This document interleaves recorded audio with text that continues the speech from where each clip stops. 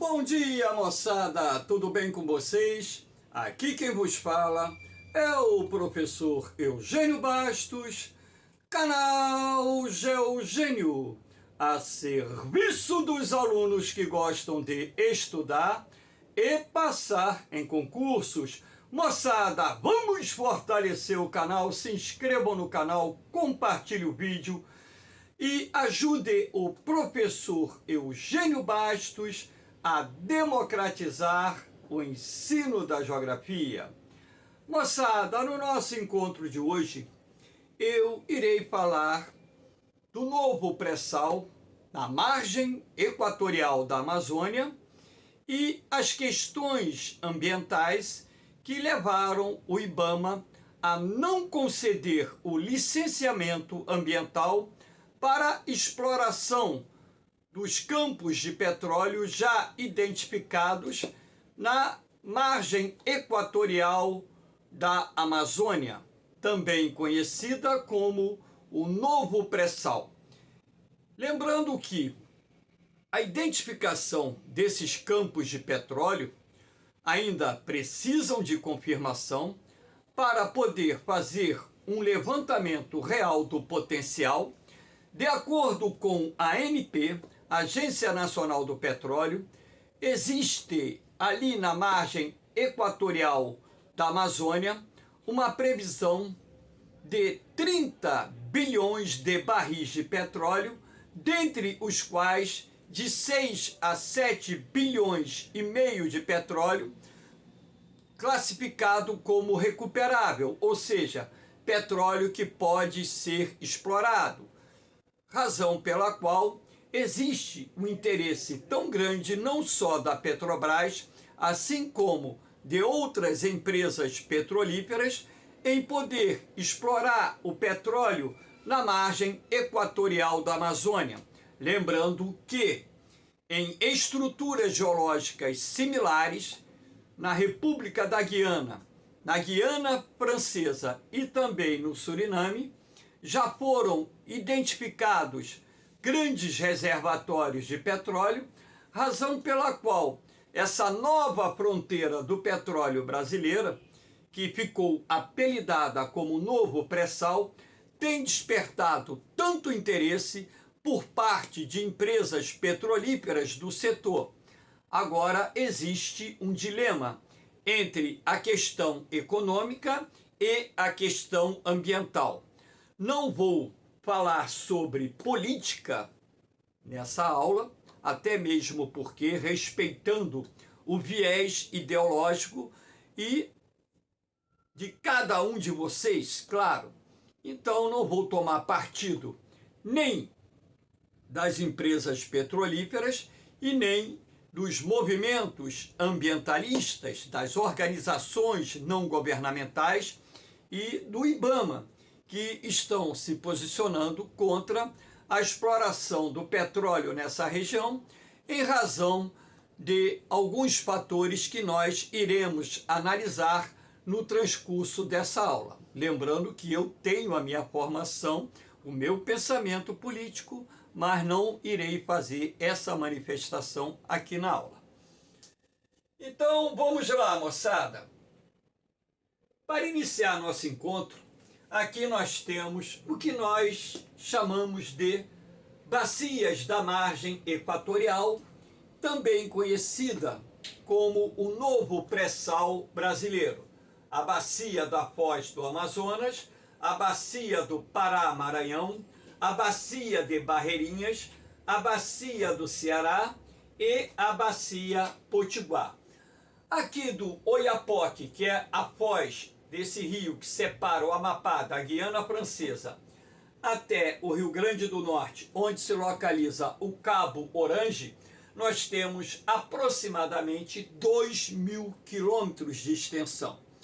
Então, as bacias da margem equatorial possuem, com certeza, depósitos de hidrocarbonetos, portanto, petróleo e gás natural, em grande quantidade.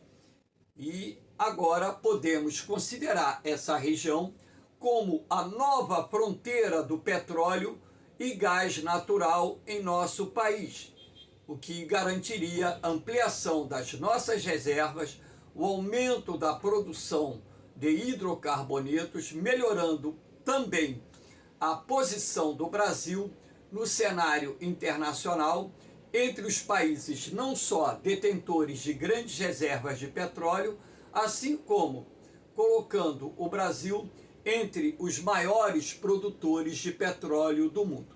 Vou fazer aqui um breve relato sobre o processo de formação do petróleo naquilo que nós chamamos de camada do pré-sal. Então, lembrando a vocês que há milhões de anos atrás, a Terra possuía um único supercontinente denominado Pangeia. E a partir de um determinado momento, Pangeia se dividiu em dois supercontinentes, o Laurasiático, composto pela América do Norte, Europa e Ásia, sem a Índia, e também o continente de Gondwana, formado pela América do Sul, a África, a Índia, a Austrália e a Antártida. Com o passar de milhões de anos, esses dois supercontinentes, Laurasiático e Gondwana, se dividiram até que nós chegássemos a essa configuração atual do nosso planeta, com a distribuição das massas continentais que conhecemos atualmente. Então, há cerca de 135 milhões de anos, aproximadamente isso, a América do Sul começou a se separar do continente africano. Então, esse processo foi de suma importância para a formação dos depósitos de hidrocarboneto, tanto no pré-sal sul-americano, assim como no pré-sal africano. Por quê? A partir do momento em que a América do Sul começou a se separar da África, a primeira coisa que você vai observar é a formação de uma geografia de lagos nessa área onde estava se processando o início dessa separação dos dois continentes. Então, na medida em que esses lagos foram se formando exatamente na divisa entre a África e a América do Sul, criou-se uma condição extremamente favorável para a formação dos depósitos de hidrocarboneto, porque nesses grandes lagos que se formaram, nós tivemos uma vida aquática abundante, não só constituída por plâncton, fitoplâncton, assim como espécies aquáticas de grande porte, que deram a sua contribuição para a formação dos depósitos de petróleo.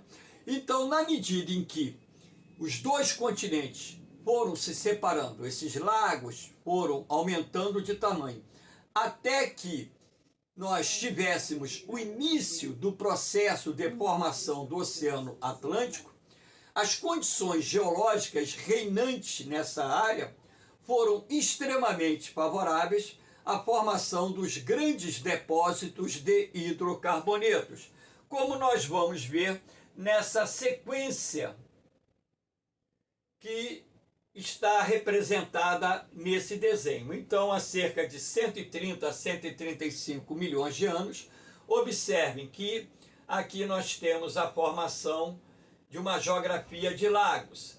E nessa parte aqui, onde eu estou passando o dedo, a acumulação da matéria orgânica morta depositada no fundo desses lagos. Lembrando que essa matéria orgânica morta, ao se decompor no fundo de um lago, de um mar, de um oceano, inicialmente vai se transformar numa espécie de lama negra denominada sapropel. E essa substância vai infiltrar-se em rochas sedimentares porosas, arenito, calcário, por exemplo, xisto, onde irá se acumular naquilo que geologicamente a gente chama de rochas reservatórias, que são rochas sedimentares. Há cerca de 115 milhões de anos, observa-se já a acumulação de sal sobre essa matéria orgânica. Então, essa camada de sal que da superfície para o interior do planeta é encontrada antes daquilo que nós chamamos de pré-sal, começou a se formar de uma forma mais substancial há cerca de 130 milhões de anos. Há 110 milhões de anos, você observa essa camada de sal já bem configurada e essa matéria orgânica semidecomposta abaixo dessa camada de sal. Há 100 milhões de anos, observa-se que esse afastamento entre América do Sul e África já se configurou mais, então nós temos a formação do Oceano Atlântico e essa acumulação de sal, e sobre essa camada de sal nós temos os depósitos de sedimentos que darão origem à camada do pós-sal, que é a primeira camada que você encontra abaixo do fundo do mar. E atualmente você tem essa espessa camada de sal, que tem aproximadamente 2.000 metros de espessura, antes daquilo que nós chamamos de camada do pré-sal. E essa matéria orgânica, através de processos termodinâmicos e bioquímicos, vai se transformar em hidrocarbonetos, petróleo e gás natural, abaixo dessa camada de sal. Razão pela qual o pré-sal é hoje muito, vamos dizer, visado para pesquisas geológicas e perfuração de poços, com o objetivo de encontrar depósitos de hidrocarbonetos que possibilitem não só ampliar a produção de petróleo, assim como as reservas, não só do Brasil, como também em outros países que possuam litoral, com características geológicas similares às características geológicas encontradas em parte do litoral brasileiro. Lembrando que o pré-sal tradicional do Brasil, aquele que foi descoberto primeiro, se estende do Espírito Santo até Santa Catarina e é hoje responsável por mais de 70% do petróleo produzido no país.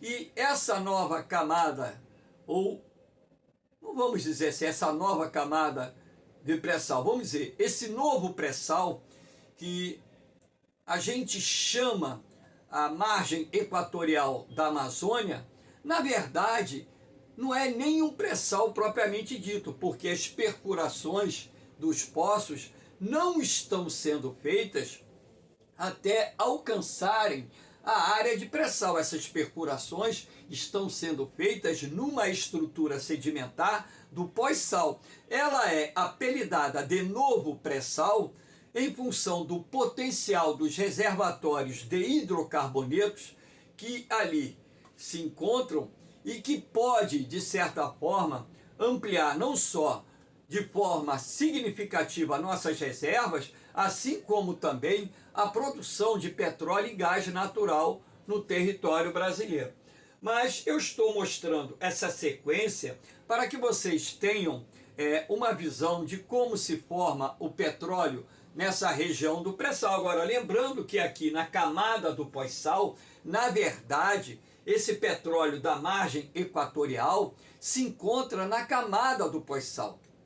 O novo pré-sal é apenas uma terminologia que está sendo utilizada, no meu entendimento, de forma errada, porque leva o leigo a ter, por exemplo, um entendimento equivocado sobre o petróleo encontrado nessa região, ou os reservatórios de hidrocarbonetos que ainda serão encontrados nessa região, confundindo, na verdade, com os hidrocarbonetos, os grandes depósitos de hidrocarbonetos que formam aquilo que nós chamamos de camada do pré-sal.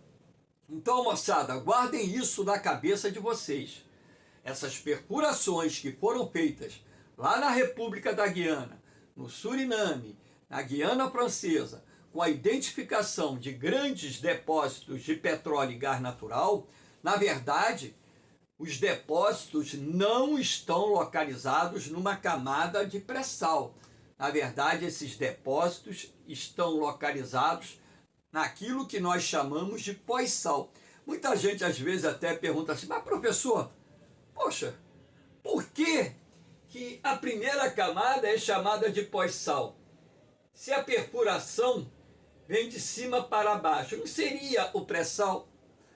Sim, teoricamente deveria ser dessa forma, mas não é porque as camadas da Terra são estudadas do núcleo para a crosta terrestre. Então, como as camadas da Terra são analisadas do núcleo em direção à crosta, é uma questão apenas de abordagem, né? O que vem antes da camada do sal, lá embaixo, é chamado de pré-sal. E o que está acima dessa camada de sal é o pós-sal. Apenas uma terminologia que, no meu entendimento, não vai influir em nada, até mesmo porque os dois reservatórios de petróleo, tanto aqueles que são encontrados na camada do pós-sal, como também na camada do pré-sal, foram formados pelo mesmo processo geológico, então não há diferença nenhuma, apenas uma abordagem, lembrando que no caso do Brasil, os maiores depósitos de petróleo até então encontrados e em exploração, na verdade, se encontram na chamada camada do pré-sal, tá bom? Então vamos lá.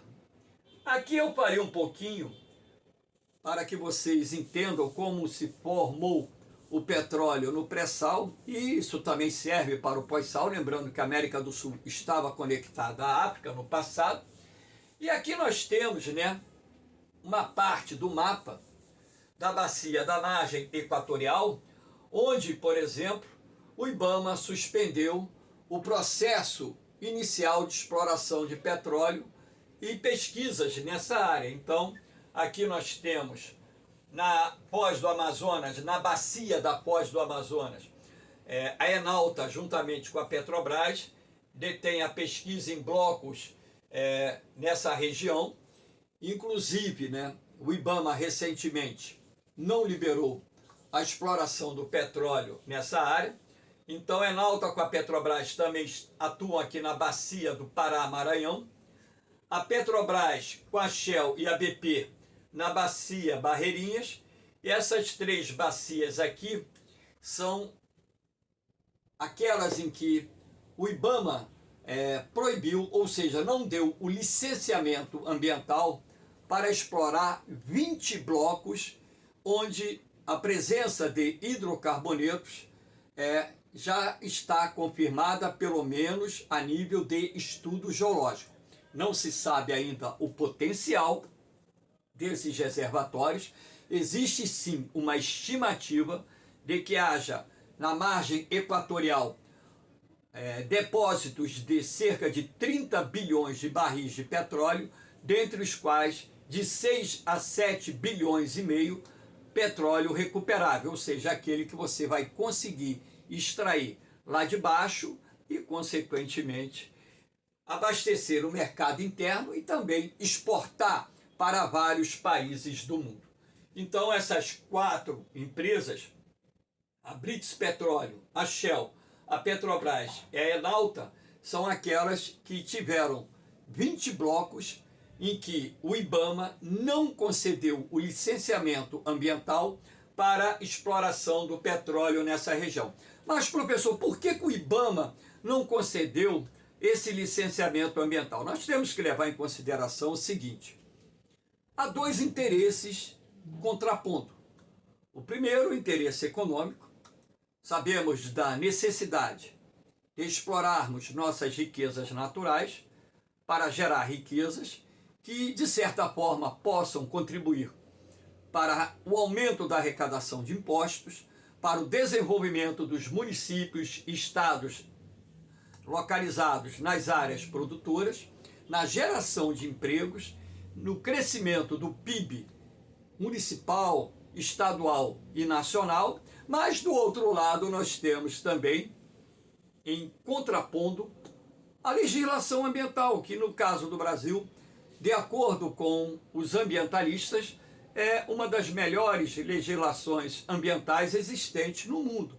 Então, nós temos que levar em consideração que a necessidade de se buscar um consenso, um denominador comum, onde possa reduzir os impactos ambientais resultantes da perfuração de poços de petróleo nessa região, reduzir a possibilidade de acidentes nas áreas onde a perfuração está sendo realizada e onde nós teremos a produção de hidrocarbonetos, não só para reduzir ou, se possível, eliminar o risco de acidentes nas áreas de produção que trariam impactos ambientais gigantescos, assim como também, né, criar um mecanismo que possibilite, né, evitar que tais acidentes possam acontecer e, caso aconteçam,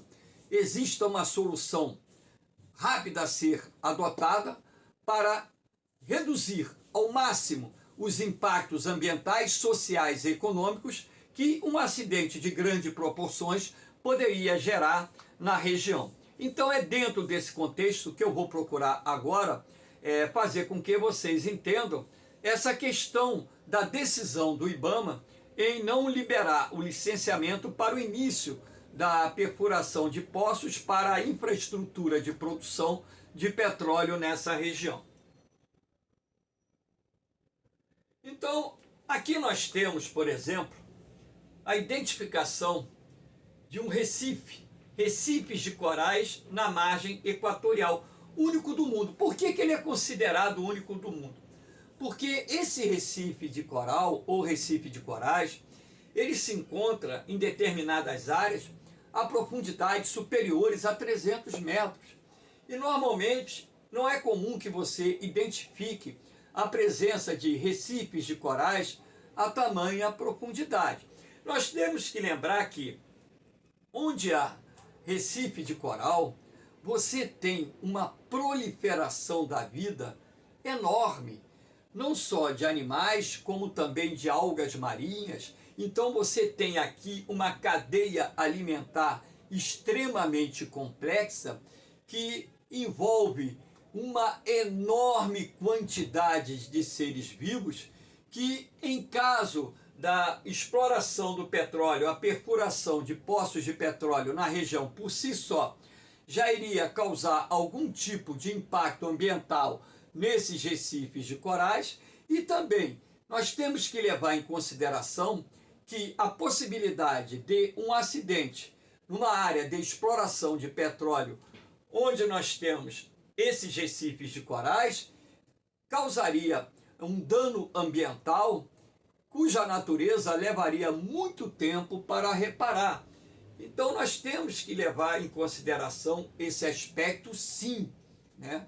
Porque nós temos um grande recife de corais aqui, onde a biodiversidade é enorme e razão pela qual as empresas petrolíferas devem tomar todas as medidas cabíveis, elaborar um planejamento bastante aprimorado e atuar de forma convincente através daquilo que for implantado a nível de tecnologia de exploração para evitar o máximo a possibilidade de ocorrência de um acidente, para que nós também possamos evitar um grande dano ambiental nessa região. Então essa é a grande preocupação do IBAMA, dos ambientalistas, e essa preocupação a gente tem que levar em consideração, porque o meio ambiente é importante para a vida não só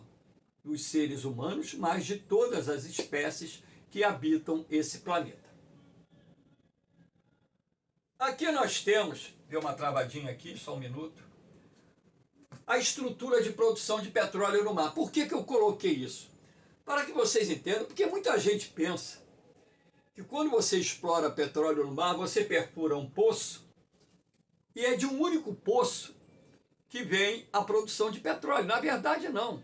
Quando você identifica um reservatório de petróleo com valor comercializável, ou seja, a quantidade de petróleo que pode ser extraído, não só justifica o montante de investimento que terá que ser feito, assim como garante a empresa ou o consórcio de empresas o retorno desse investimento e um bom lucro, na verdade são perfurados vários poços. Então aqui você tem essas estruturas verticais brancas, são chamadas de árvore de Natal. É aqui que você tem os poços de onde o petróleo e o gás natural são extraídos. Então, na verdade, o que você observa aqui?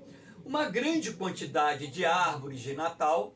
Esses dutos aqui, verticais, por exemplo, eles são chamados de riser, são esses dutos que levam o petróleo e o gás natural para o navio plataforma, que é o FPSO, um navio plataforma, ou então levam para as plataformas de exploração de petróleo, e daí, logicamente, o petróleo e o gás natural são embarcados em navios quando não se tem uma estrutura direta através de um oleoduto ou de um gasoduto que permita levar a produção até o continente. Então, normalmente, você tem uma complexa estrutura de dutos, que nós chamamos de riser, que recebe o petróleo e o gás extraídos de diversos poços que são perfurados no leito oceânico. E claro que se uma dessas estruturas apresentar um problema técnico, uma falha, e ocorrer o vazamento de petróleo, um grande dano ambiental vai acontecer. Lembrando que também, hoje, as árvores de Natal que se encontram no leito marinho, elas têm dispositivos de segurança muito bons, tá? Elas têm válvulas que são fechadas para evitar o escapamento do petróleo e o escapamento do gás. Agora, a gente sabe que também tecnologias são falíveis, não são infalíveis. Então, pode acontecer um acidente? Pode. A probabilidade é grande? Não. Mas a probabilidade é real? Sim. Então, razão pela qual é preciso tomar as medidas cabíveis para assegurar a exploração de petróleo com o menor risco possível para o meio ambiente marinho e o meio ambiente costeiro. Nós temos que levar em consideração os dois aspectos. Aqui nós temos uma faixa de mangue, que aliás é a faixa de mangue mais preservada do Brasil, que se estende do Amapá até o Maranhão. Aqui nós temos o Golfão Maranhense. Repare que essa faixa laranja avermelhada é a faixa de mangue. É a maior faixa contínua de mangue existente no Brasil. Então, para que vocês tenham ideia, esses manguezais estão presentes em pelo menos aqui, 23 unidades de conservação federais, 118 distritos, 80 municípios costeiros. Então, esses manguezais, na verdade, constituem os berçários naturais para muitas espécies de peixes, crustáceos, répteis, aves, enfim. Então, numa área de mangue, você tem uma biodiversidade muito grande. Onde você tem uma concentração enorme de mangue, o potencial pesqueiro também é muito grande. Você tem que levar em consideração o fato de existirem nessa faixa aqui uma grande quantidade de famílias que retiram o seu sustento dos frutos do mar. Aquilo que o mangue oferece, que ela vai capturar, ou através da pesca artesanal, ou através da coleta a manual, no caso da captura, por exemplo, de caranguejo, siri, por aí vai, e dali vender esses produtos, esses frutos do mar, e tirar o sustento das suas famílias. A gente não está falando de meia dúzia de famílias, nós estamos falando de milhares de famílias que nessa faixa que se estende do Maranhão até o Amapá, retiram o seu sustento das áreas de mangue e também da pesca costeira. Então, quando a gente fala em mitigar, reduzir a possibilidade de ocorrência de acidentes nessas áreas que estão propensas à exploração do petróleo na margem equatorial, é também para não prejudicar essas populações costeiras que vivem da pesca, as colônias de pescadores que vivem da pesca e extração de outros frutos do mar. Além também, é claro, de levar em consideração que uma área de mangue é considerada o berçário natural de muitas espécies. Então, se você afetar, né, através da poluição causada pelo derramamento de petróleo que, levado pelo mar, chega nas praias e nas áreas de mangue, você estará afetando uma grande quantidade de espécies vivas, causando um prejuízo, um impacto ambiental sem precedentes. Então, essa preocupação do IBAMA tem sentido? Claro que tem. Você não pode dizer que não tem, porque as medidas, a legislação ambiental, ela tem que ser cumprida. Existe o interesse econômico? Existe. Há como se buscar um consenso através de projetos e desenvolvimento de procedimentos técnicos, vamos dizer, planejamento também de, vamos dizer assim, enfrentamento dos eventuais acidentes em áreas de produção de petróleo para minimizar ao máximo os impactos socioeconômicos e ambientais? Então é isso que as empresas petrolíferas terão que buscar para que se chegue a um consenso com o IBAMA e, sendo assim, se permita a exploração do petróleo nessa região, não só o petróleo como o gás natural, que é interessante para as economias dos municípios, dos estados, das empresas, dos trabalhadores. Nós teremos ampliação do mercado de trabalho, nós temos que levar em consideração que municípios e estados produtores vão receber uma fatia dos royalties do petróleo, terão mais recursos que poderão ser investidos na educação, na saúde, em saneamento básico, na melhoria da qualidade de vida nas cidades. Enfim, a gente sabe também que o desenvolvimento econômico ele traz seus benefícios, mas nós temos que trabalhar o desenvolvimento econômico levando em consideração o viés ambiental para evitar eventuais problemas. A gente sabe que hoje a grande quantidade de poços exploratórios de petróleo na plataforma continental mundo afora e que acidentes dessa natureza são muito raros. Mas o fato de serem raros não quer dizer que não possa acontecer. Sabemos também que a tecnologia hoje de exploração de petróleo no fundo do mar avançou muito.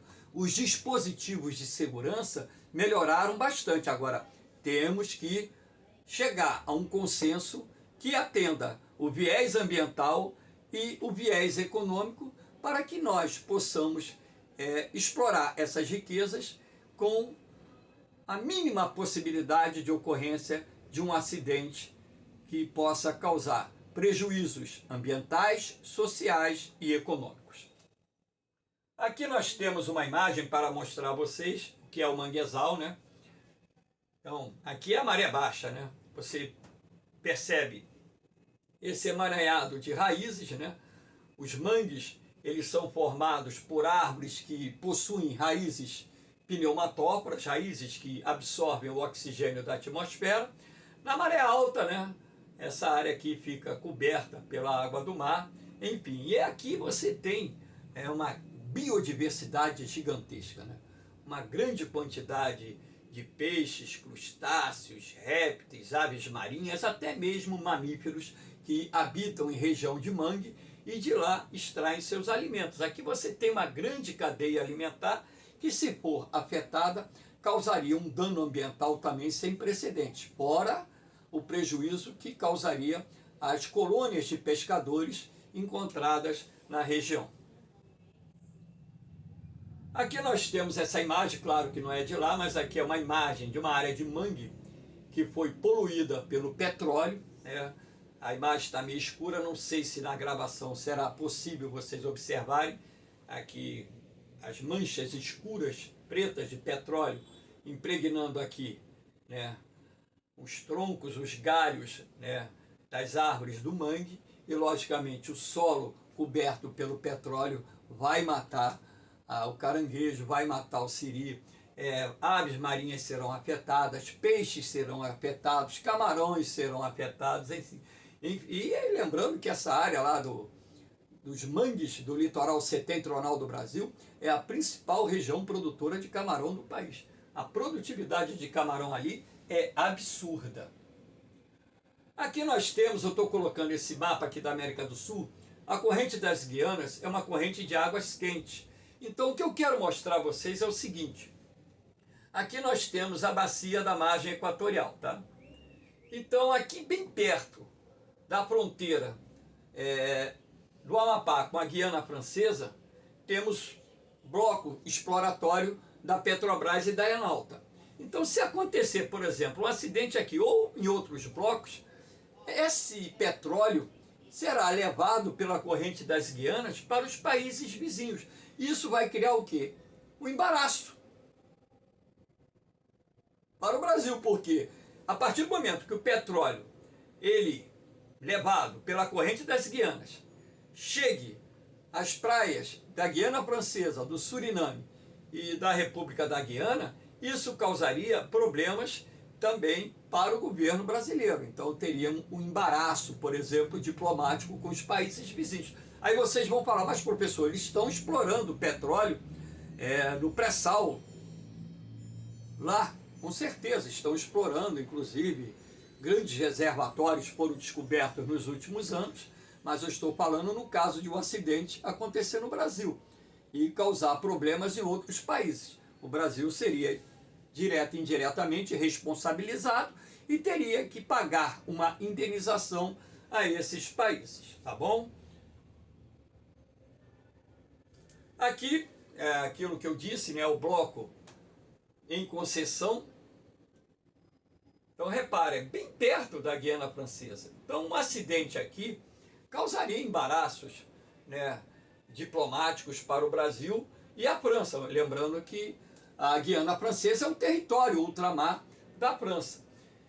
Então esse mapa aqui foi importante para mostrar a vocês as bacias que fazem parte da margem equatorial da Amazônia, que é chamada de novo pré-sal, lembrando que o petróleo e o gás descobertos ali e as eventuais descobertas que venham ser feitas no futuro, no momento ainda não é no pré-sal, e sim no pós-sal. Moçada, eu espero que vocês tenham gostado do nosso encontro. Fortalece aí o canal, dê aquele like, compartilhe o vídeo, divulgue o canal com seus amigos, porque o canal Geogênio, ele tem um único objetivo, que é a democratização do ensino da geografia. É um canal não monetizado, eu tenho colocado isso, que a qualquer momento ele vai ser monetizado, até mesmo porque o número de pessoas inscritas no canal vem aumentando, o número de pessoas assistindo os vídeos vem aumentando e está próximo do momento desse canal ser monetizado. Vou lembrar vocês um detalhe. Em nenhum momento eu criei canal para ganhar dinheiro no YouTube, que fique bem claro. Tudo aquilo que a partir da monetização do YouTube for revertido para mim, será imediatamente repassado a instituições de caridade. Asilo, orfanato, Hospital do Câncer Infantil, enfim. Meu objetivo aqui é criar uma ferramenta, e essa ferramenta foi criada para auxiliar você jovem, você adulto, e aqueles que gostam da geografia, a conhecerem mais a geografia. Aqueles que vão fazer concurso, ter uma base mais sólida para melhorar o seu desempenho no vestibular e nos concursos militares ou nos concursos para a Polícia Federal, Polícia Rodoviária Federal, Corpo de Bombeiros, enfim.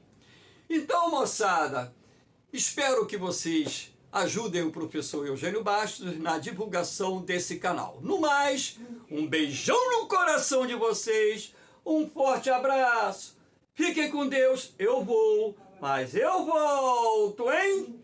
Fui!